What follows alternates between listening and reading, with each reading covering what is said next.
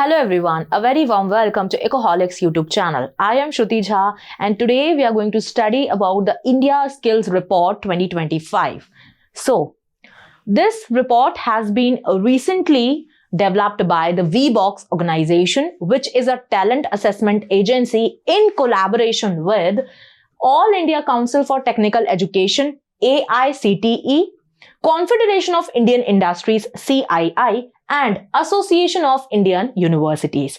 इस रिपोर्ट में काफी ज्यादा स्टूडेंट्स का डेटा लिया गया है, एक सर्वे किया गया। Approximately 6.5 lakh candidates have participated in this survey along with the 100,000 corporations across 15 industries. तो इतना सारा डेटा लेकर ये सर्वे के बाद इस रिपोर्ट को तैयार किया गया है और इसकी फाइंडिंग्स आपको बताती हैं that there has been seen an increase in the employability of graduates of India by 7%, which will help us to reach the percentage of 54.81 up to the year of 2025. ठीक है, तो इसमें बताया गया है कि जो हमारे ग्रेजुएट्स हैं, अगर आप उनकी एम्प्लॉयबिलिटी के बारे में बात करते हो तो वो 7% इंक्रीज होती हुई दिखाई देती है एज पर दिस रिपोर्ट।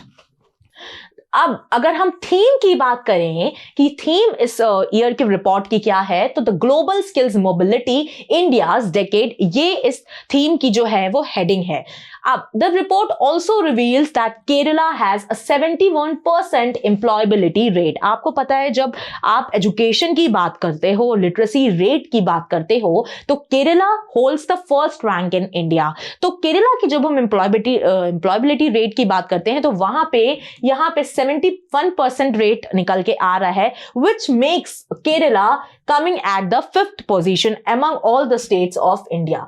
अब कौन कौन से ऐसे कोर्सेज के ग्रेजुएट्स हैं जो ज्यादा एक सर्ज जिन में एम्प्लॉयबिलिटी में देखा गया है, तो सबसे पहले यहां पे आते हैं मैनेजमेंट ग्रेजुएट्स।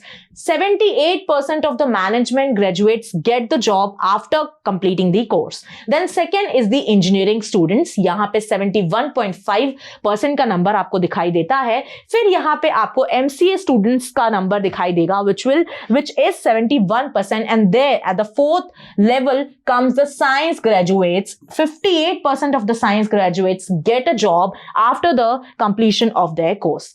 अब अगर हम यहाँ पे परफॉर्मेंस ऑफ स्टेट्स की बात करें कि कौन कौन से टॉप परफॉर्मर स्टेट्स हैं यहाँ पे एम्प्लॉयबिलिटी प्रोवाइड करने के कॉन्टेक्स्ट में, तो जब आप बात करते हो एम्प्लॉयबल टैलेंट के बारे में, तो एम्प्लॉयबल टैलेंट के केस में जब आप स्टेट्स में देखो तो कौन कौन से आपके सामने एक हब बन के खड़े होते हैं, तो सबसे पहले आपका आ जाता है महाराष्ट्र, फिर है कर्नाटक और फिर है दिल्ली। उसके बाद अगर आप बात करो कि स्किल्ड वर्कफोर्स आपको किन किन स्टेट से मिल रही है, तो स्किल्ड वर्कफोर्स की जब हम बात करते हैं सबसे ज्यादा लार्जर नंबर हमको पुणे, बेंगलोर और मुंबई से आता हुआ दिखाई देता है।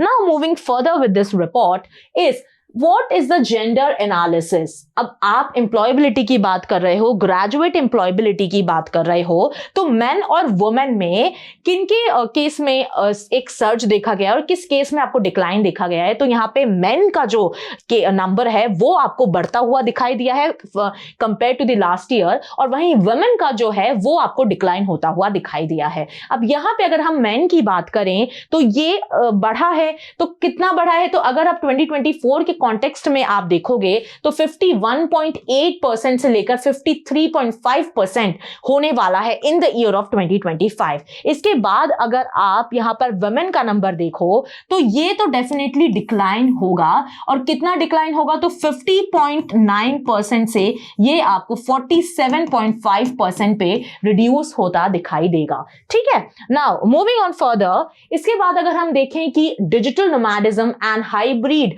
वर्क मॉडल्स कंट्रीब्यूशन, तो देखिए डिजिटल नोमैडिज्म क्या होता है, तो digital nomadism is a kind of a lifestyle where the Indians और the other individual get a job and they don't want to go further. अगर उनको कोई भी ज्योग्राफिकल बैरियर नहीं होता है, वो रिमोटली काम कर सकते हैं और किसी भी तरीके का काम उनको आप दे दीजिए, बस the precursor is कि they should have the laptop or a decent mobile connection or the internet connection. ठीक है, ये सिर्फ आपको required होता है. कहीं से भी आप काम कर सकते हो. वैसे भी हम आजकल देख रहे हैं कि hybrid work models are very popular. कहीं से भी आप work from home भी कर सकते हो. और anyways अगर आप दूसरे शहर में रह रहे हो बट आपकी जॉब किसी दूसरे शहर में है, तभी भी आप जॉब अपनी कैरी आउट कर सकते हो बहुत ज्यादा fluently. So they have enabled Indian talent. Specifically हम क्योंकि यहां पर इंडियन टैलेंट के कॉन्टेक्स्ट में बात कर रहे हैं, तो digital nomadism has enabled Indian talent to contribute to the global workforce without considering the geographical limitations. आप अगर फॉरेन में कहीं बैठे हो या फिर आप इंडिया में ही कहीं बैठे हुए हो और आपके पास फॉरेन कंपनी का कोई ऑफर है और जो आपका काम है वो ऐसा है कि you don't need to go to that place in person, तो आप घर रह के भी यहां पर उस कंट्री के कंपनी के लिए काम कर सकते हो. And that is the biggest contribution of Indian talent towards the global growth. अब इसका रिजल्ट अगर हम देखें तो रिपोर्ट का ये मानना है कि इस तरीके से अगर हम देखेंगे तो लेटर ऑन अगर हम देखें तो Indian talent will contribute $500 billion to the global world economy up to the year of 2030. और यहां पे मेजर द कोर में एक कंट्री उभर के आ रहा है, वो आपका इंडिया आने वाला है. Then India's diverse talent pool has also established. अब अगर later on आप बात करो कि भाई जो इंडिया का टैलेंट पूल है वो किन किन सेक्टर्स में अपने हाथ जो है वो जमा चुका है, तो देखिए यहाँ पे आपको definitely India has been declared a global leader in IT. Engineering में हम काफी ज्यादा आगे बढ़ चुके हैं और हेल्थ केयर सेक्टर में भी हम काफी ज्यादा मेजर कॉन्ट्रीब्यूशंस दे चुके हैं. इसके अलावा अभी देखो तो आगे जाके अगर हमारी एक्सपर्टीज की हम बात करें तो कौन कौन से फ्यूचर में ऐसी एक्सपर्टीज हैं या ऐसे सेक्टर्स हैं जिनमें हम और ज्यादा अभी सक्सेसफुल होने की कगार पे खड़े हैं, तो वहां पे आपकी ग्रीन एनर्जी आएगी, एआई आएगा और इसके साथ ही साथ रोबोटिक्स भी आएगा. तो इसमें अभी हमको और ज्यादा ग्रोथ देखना बाकी है इंडिया को, और इंडियन टैलेंट को और ज्यादा यहां पे कंट्रीब्यूट करना बाकी है. ठीक है, अब अगर हम देखें कि सीईओ जो वीबॉक्स हैं, which name of him is Nirmal Singh, इनका कहना है कि यहां पर ये जो डेकेड है पूरा, ये पूरा का पूरा इंडिया का होने वाला है. India will emerge as a global leader in the mobility of employability. ठीक है, तो यहां पे काफी ज्यादा कंट्रीब्यूशन इंडिया का आपको देखने को मिलेगा. और इनका ये भी मानना है कि जो स्किल्ड और certified talent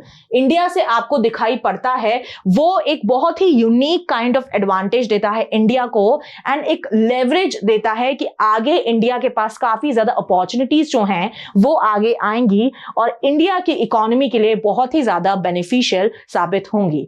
so this is it for this report. Thank you so much for watching my session. Don't forget to subscribe to our channel Ecoholics. Till then पढ़ते रहिए, खुश रहिए. जय हिंद, जय भारत.